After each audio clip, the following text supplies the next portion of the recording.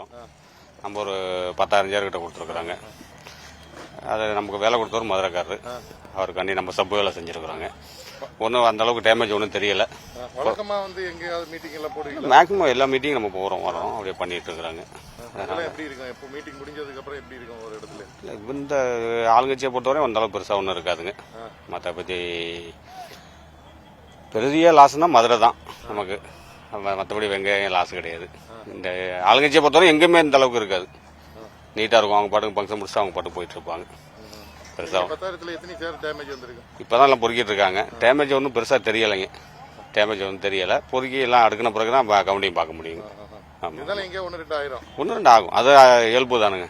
1-2 ஆகுறது, கூட்டத்தில் இந்த பேரிகேடு விழுந்து சாயிறது, இந்த உடையிறதெல்லாம் வந்து இயல்பு தான்.